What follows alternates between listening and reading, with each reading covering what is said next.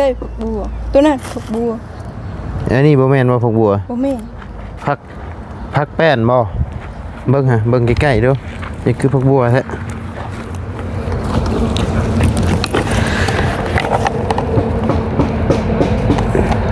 เด็ดลมมึงกันนะบอกอยู่แต่บ่มีรถไปเนาะย่างกับไก่แน่พี่น้องเลยก็เลยบ่ได้ไปเดี๋ยวนางแพนเพิ่นขึ้นเมื่อวานนี้พี่น้องเลย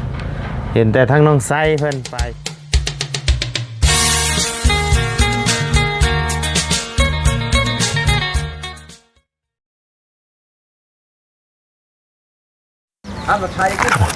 ทายกับสบายดีเนาะพ่อแม่พี่น้อง FC เบิร์ดสู่ขู่สู่คนเนาะบ่ว่าสิอยู่ในและต่างประเทศก็ยินดีต้อนรับเข้าสู่ช่องมาไล่พลุยคือเก่าพี่น้องเอ้ยพบเจอกันมื้อนี้ก็อยู่ทางบ้านน้องน้ำคือเก่าพี่น้องเอ้ยเข้ามาหาทางน้องน้ำเพิ่นช่วงเช้าๆแน่เนาะพี่น้องเอ้ยมื้อนี้เถอะจูดยังบ่ใหม่อยู่เนาะต่องิ้วเจ้านี่โอ้ยสบายดีใกล้แล้ววันนี้ใกล้แล้วโทรศัพท์สิตกเลย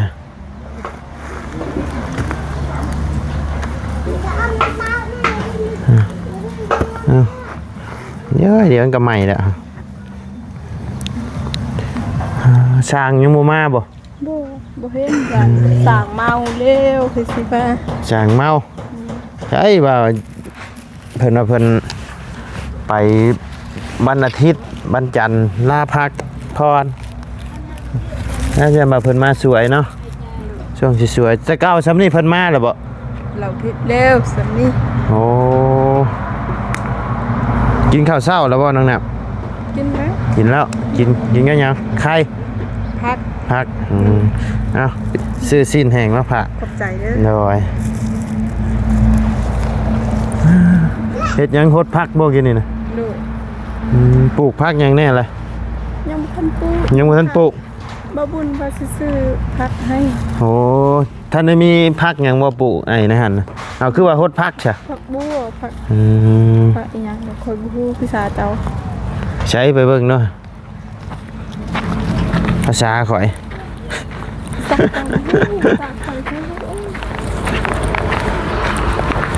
บัวภาษาข่อยก็นี่ผักบัวตัวนี้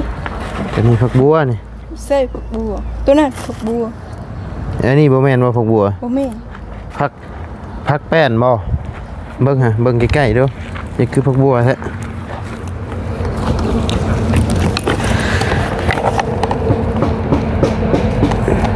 เด็ดลมมึงกันนะ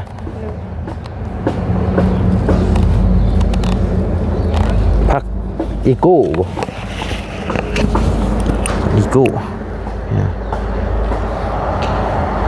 ยังแค่นี้ยังไม่ทันปลูกยังเอาคือเห็นแตกขึ้นมาแล้วใช่ยังจะแตกค่ะหลอกบ่อ๋อหลอกมาขวดโอ้ยเนาะพี่น้องอาจจะปลูกไอ้ช่องนานนี้อันนี้รอในพักเนาะทั้งบ่บุญบ่จะชื่อมาให้บ่บุญบ้านป่าบ่หรือบ่บุญสารวัตรบ่บุญสารวัตรเนาะ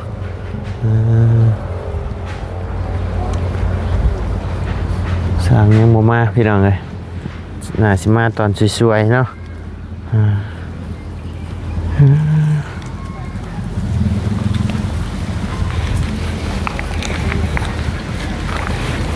ปลูกจึงมือนะคือออกไวแท้หรือว่าเอาเงาคือออกไวแท้ใช่ปลูกเมื่อเช้านี่ออกเลยคักกะลีนี่เนาะฮะแล้วตัดเอาเงามันมาปลูกใช่ป่ะปลูกผักกูดแล้วเนาะ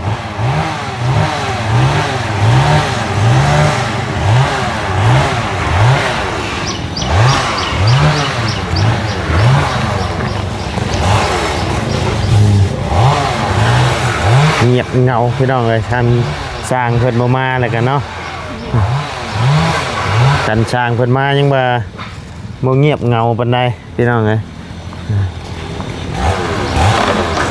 ยังบ่ทันได้เบิ่งสีไม้โซล่าทั้งน้องน้ำเพิ่นนะพี่น้องเลย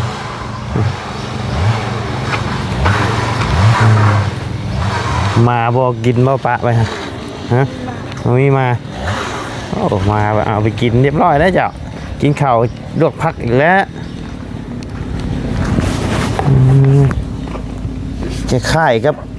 สีเฮือนของน้องบิบ่เนาะ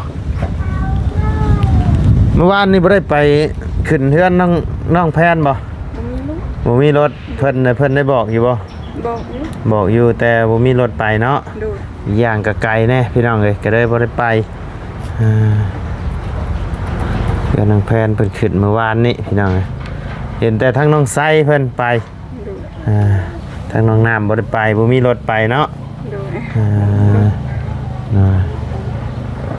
เอาเป็นยังเนาะเพราะว่าอยู่ไกลพี่น้องเอ้ยเพื่อสิไปฮอดก็โอ้หลายกิโลเติบเลยเนาะขึ้นมีรถตัวเองใครนะผมมาส่งไปเช้าเอามือนั่นเอารถไผจะไปเฮือนน้องไซนะรถอันนั้นยืมรถป่าค่อยยืมรถป้าอ๋อเลยพ่อเลยแต่พ่อเจ้าไปส่งแล้วก็พ่อเจ้ากลับมาโดยอ๋อแต่เจ้ากลับมากับไผมื้อน่ะเบาจันกับบ่จันเนาะโดยน้อยทางบ่จันพามาส่งเนาะกับน้องปูนานำเนาะโดยน้องปูนาก็บ่เห็นบ่ได้ไปเห็นแต่ทางน้องไซหรือว่าเพิ่นไปน้ำดังบ่หรือจังใดแกบ่ฮู้เมื่อวานนี่ว่าทางข่อยก็ซอยเบียกซอยงานแล้วก็พากันออกมาเลยบ่ได้อยู่เพิ่นอาจสิไปช่วงสวยๆเนาะ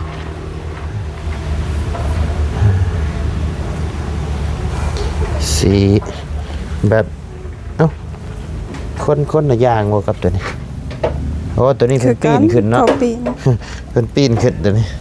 ทีเดียวว่าคนละอย่างช่างเพิ่นมาใส่มื้อนี้ก็โอ้เกือบแล้วล่ะพี่น้องเพิ่นมาเนาะใกล้แล้วใกล้สิยังเมาใกล้สิได้ขึ้นแล้วทางเพื่อนน้องน้ำกับพี่น้องเลยบ่โดนเนาะมื้ออื่นก็กลับปะแล้วมื้ออื่นนี่กลับมื้ออื่นน้อยไผแน่ครับมีบ่บุญบ้านป้าแล้วก็บ่ยาวบ่บุญโอ้กลับเบิดทุกคนเลยมื้ออื่นนี่เกือบเบิดทุกคนเลยบ่เหลือเลยน้อยกลับไปขึ้นเฮือนใหม่สาวแตวเพิ่นวันที่20นี่บ้านไหนอยู่บ้านเดียวกันกับข่อยนี่แหละดูเพื่อนสาวแตวเจ้าได้เบิ่งคลิปอยู่บ่ได้เบิ่งสัญญาณมันซ่าอยู่นี่สัญญาณอยู่นี่เด่นได้อยู่ได้แจนี่นี่สิไปเล่นโทรศัพท์ตลอดของมือบ่ได้ไปเฮ็ดเวียกแล้วเนาะแม่นความเจ้าไปเล่นตึกไปยามมื้อคืนเด้เมื่อคืนมื้ออยากนอนขับมาแล้วนอนเด้อดูเมื่อยเนาะเห็นเวียกยามมื้อเว้นก็เมื่อยล่ะพี่น้องเอ้ยจะได้นอนเอาไว้ยังจะโทรศัพท์คันบ่เล่นยามมื้อคืนเล่นคือกันเล่นแล้วก็เล่นนอนได้เล่นโดนเด่นมันมีสัญญาณคันเน็ตเนาะโดยใส่รักหยังก็บ่แห้งบ่แห้งใส่รัก5รัก7ก็บ่ได้ใส่รัก7รัก5แห้งเต็กเลยแม่เล่นบ่ได้ซ้ำใช้ได้แต่ละเก้าเนาะละเก้ายังพอทูไทยไปได้ละเก้าก็ยังขาดกันคือบ่มีซ้ำแต่ว่าอยู่หม่องสวนมันนะได้อยู่พี่น้องขึ้นอยู่ขีด1 2ขีดได้บ่ได้แห้งซ้ำนะบ่แห้งโหลดคลิปโหลดอย่างนี้ก็บ่ได้แต่ว่าเฮาเบิ่งคลิปแบบโทรธรรมดานี่ได้อยู่แต่ว่าให้สิไปอยู่ผู้เนาะยามมื้อค่ำมื้อคืนพี่น้องคือน้องน้ำเพิ่นว่าแล้วมันคำเลยไปสิไปย่านผีกันเนาะผีบ่ย่านจะย่านฮะอยากนอนว้าคำมาเลยสินอนเด้ออย่าโพดล็อกสิไปเล่นน้ำมูอีก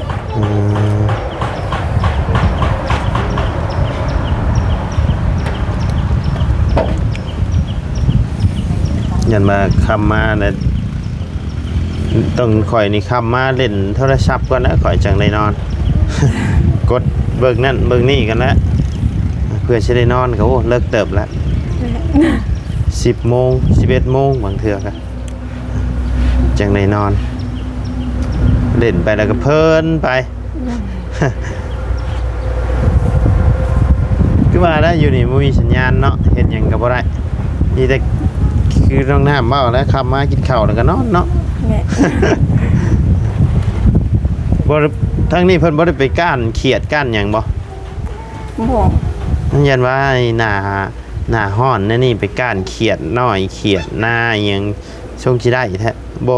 มันบ่มีบ่ทางนี้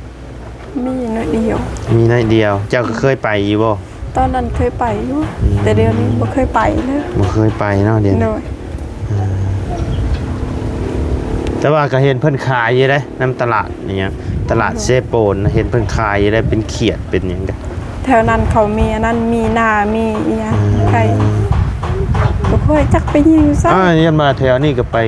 ก้านอยู่ในเซไปเยืองในเซหยังมันบ่มีเซบ่แทน เซมันไกล เซไก่ โดย อยู่ใช้เซอยู่ ประมาณ ผู้ใดติอยู่ทางเข้าเมืองน้องพุแม่นบ่ ทางนี่ทางเฮือน ทาง เสา นี้ แห ก็ได้ งนี่ อ๋อทางไป ได้มันไก ไป ล ทางเฮือนเสาเฮงนี่ก็ได้ โดยมันไกล การเขียดในเซหยังคือสิได้หลายเนาะ โดย กินเขียดน้อยเขียดหยังแต่ ขึ้นไกลใดขึ้นไปมาได้เต็มกระตุกนี่ใครเนี่ยขึ้นไปตุกนี่ก็บ่เต็ม ว่าดอก นี่ ข่อยก็ขี้ข้านคือกันแหละข่อยคันเป็นนั่นน่ะเนาะโอ้อยู่ทางบ้านข่อยลายได้เป็นของ มวนแล้วแบบนั้น เนาะม้วนไปก้านแต่ว่าชั่วโมงนี้บ่ได้ไปแล้วชั่วโมงตั้งแต่ข้าวยังน้อยๆผู้ไปอยู่เดี๋ยวนี้บ่ได้ไปแล้ว กันตัวนี้น้อยตัวน้องคอยยังน้อยไปการคุมือ เดี๋ยวนี้บ่ได้ไปแล้วเดี๋ยวนี้เนาะ ไป แต่ว่าคนในบ้านนี่เพิ่นก็ไปหาคือเก่าอยู่เนาะ บ่เห็นมีแต่เด็กน้อยไปการ มีแต่เด็กน้อย โดย ผู้ใหญ่บ่ไปละ บ่ไปบ่เห็น ผู้ใหญ่ขี้ข้านแล้ว แม่นขึ้นได้มันเต็มกระตุกนั่นใช่ไผกระดุกข่อยกระดุกคือกัน ไปแล้วมันบ่พอไล่เนาะ โดย บ่มีผู้อยากไปพี่น้อง อยากกินปากตัวเองก็ยังบ่คุ้มซ้ำ เนาะ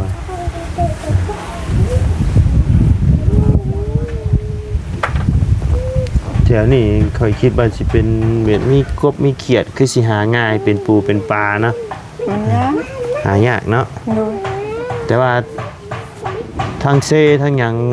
บ้านน้องไส้เพิ่นไปหาปลากะได้พอได้กินอยู่แล้ว โดย ดงเซสอนในเซได้หยัง ม่วนแล้วไป ม่วน แถว บ่ น้ำสี เจะเคยไปบ่ เคยไปอยู่ยามนี้มันหนาวอยากไป อากาศหนาวๆนี่ก็บ่ไหวคือกันเด้ติ เลย ลงน้ำเซขนาดอากาศร้อนนี่ลงน้ำเซนี่เย็นเลย ขนาดมันหนาว เนาะ นี่ให้เด็กหนาวแบบนี้ไปลงน้ำเซเขาตายอยู่น้ำเลย ว้าก็สิตาย เอ้ตายแล้ว เนาะบ่ตายดอกเห็นว่ากัน ตายอยู่บ่ฮอดชั่วโมงหนึง ฮอดอยู่ดอกบ่ บ่ฮอด โหว่าตัวเองสิตายก็ขึ้นนะบ่เนาะมันสิอยู่ให้ตาย สิลงเพื่อเฮ็ดหยังขนาดอยากกินเองก็บ่มีสิไปลง สบายอึบอ้าว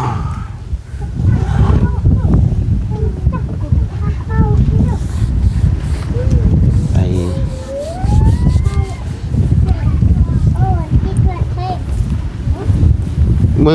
มือที่ว่าอันลงน้ำเซกับน้องไซมื้อนั้นเจ้าก็ไปบ่ ไป อ๋อที่ว่าไปกับลุงเฮิมนะ แม่ลุงเฮิมบาตูน อ๋อเห็นทางน้องไซเพิ่นว่าน้องน้ำเอ้ยทางเอ้ยน้ำก็มาเพิ่นน่ะ ขึ้นไปยามฮอนแห้งก็ม่วน น้อย ม่วนสิได้ลงน้ำเซ อืม เดี๋ยวหน้าไฟสิลงบ่กล้าลงและหนาว โอ้ยสิเป็นช้างลงไปซื่อ อ้าวญาติ ๆย่านหนาว ญาติหนาว โอ้ย ขนาดไปลงมันยังหนาวยังเต้ แปลกเนาะแต่ว่าเดือน4เดือน5ได้ยังหนาวอยู่พี่น้องในปีนี้แปลกปกตินี่ มันฮ้อน ยามนี่สิฮอดสงกรานต์แล้วฮ้อนนะเนาะ โดย หน้าพลเข้ามาแล้วพี่น้องเลยแต่ว่าอันนี้บัดยังหนาวกึบอยู่2-3 มื้อวันนี้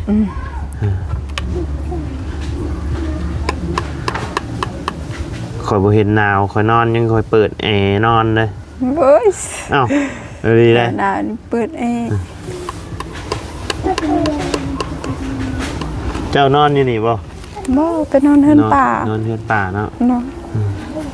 ถ่ายกันแล้วแล้วเนาะ โดยถ้าเฮือนแล้วก่อนจังนอนเฮือน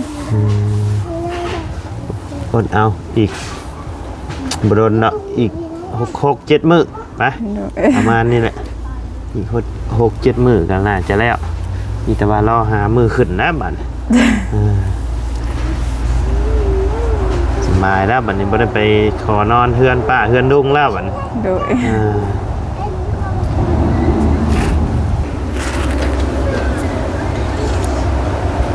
พ่อกับแม่ก็พักพรบัดนี้บ่ได้ไปกวนมันบ่ โดย แต่ว่าน้องเจ้าหรืออ้ายเจ้าอ่ะคือจังบ่ค่อยเห็นเพิ่นไปเฮ็ดเบี้ยบ่ แม่น้องข่อยนอนอยู่เฮือน นอนนานๆเพิ่นสิมาเทื่อหนึงบ่ โดย เป็นอ้ายหรือเป็นน้อง อ้าย อ้ายเนาะ โดย โอ้เพิ่นไปเฮ็ดเบี้ยอยู่ภูเพิ่นบ่ แม่น ไปเฮ็ดเบี้ยหยังอะนะ ระว่าทางให้ ทางให้ โดย เบ็ดกินอยู่น้ำเพิ่นเด้ย โดย นานๆจังมาเทื่อหนึงเนาะ โดย คือว่าแล้วมากับมันบ่มีหม่องอยู่หม่องนอนเนาะ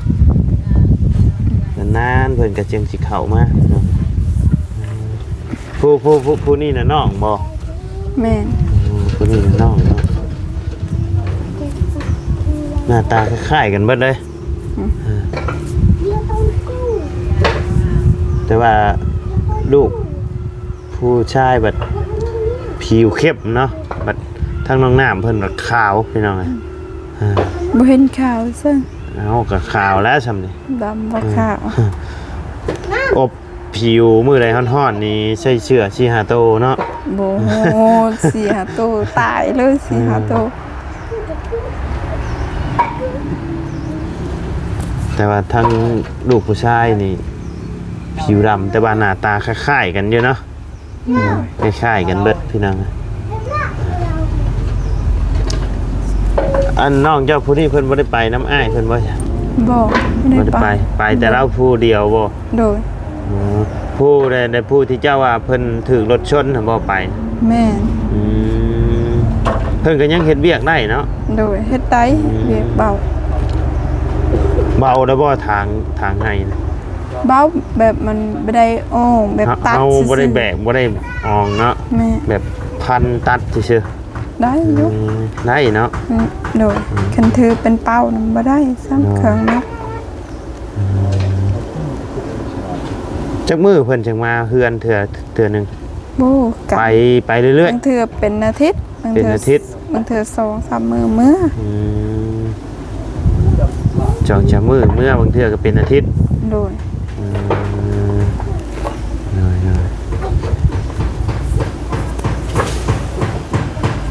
ไปเรื่อยๆนะแบบว่ามีหม่องใดฮับไปเรื่อยๆงาน โดย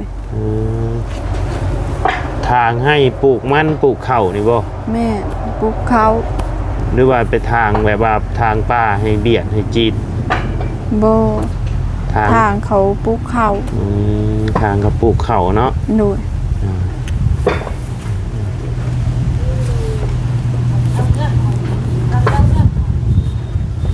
ไกลบ่ภูหมองเพิ่นไปพุ่นบ่หมองอันนี้เฮาเรียกไปพุ่นบ่ บ่ฮู้คือกัน ทางบ้านอยู่บ้านอัน เพิ่นไป อยู่ พุ่นบ่ แม่นอยู่บ้าน ขึ้นเหนือ ไม่ พวก เทิงพุ่น อืม คันแถวบ้านค่อยฮู้ ก็เรียกว่าเฮ็ดให้คนในบ้านนี่บ่แม่นนะ บ้านนี้เพิ่น ซะเนาะพี่น้อง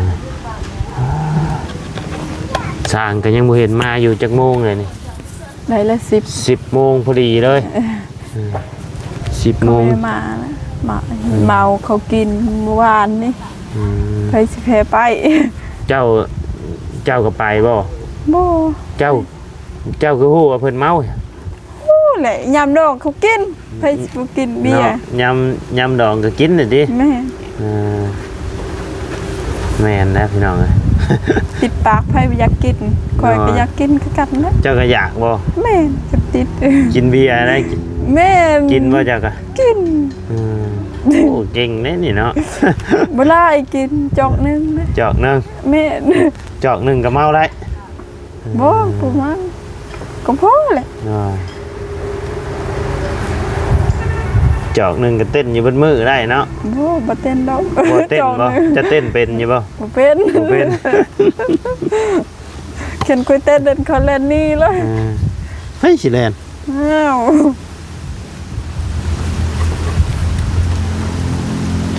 บ่มีไผแลนเนาะเอาซะโอเคซะเนาะเดี๋ยวโอ้โหเพิ่นสิเข้าเมาทางน้องน้ำอยู่พี่น้องเอ้ยเดี๋ยวทางบ่ได้ก็สิได้ขอจบคลิปลงไปเพียงสำนี้ก่อนเด้อ เมื่ พี่ อ น้อ วาง น เด้ นี่ อ ไปปลูกแคนเฮือนเสาเพ้น ผูกแขนเฮือนชาเพ็ญ แม่ ผูกแขนยังอะนะ ปลูกแคนเอินขวัญ เอิ้นควัน เราเป็นไข้ โดยเฮือนหลังนี่บ่ แม่ โอเคซะเนาะเดี๋ยว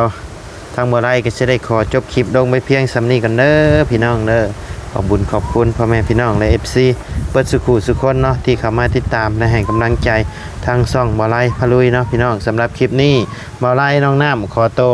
ลาไปแล้วพี่น้องสบายดี สบายดี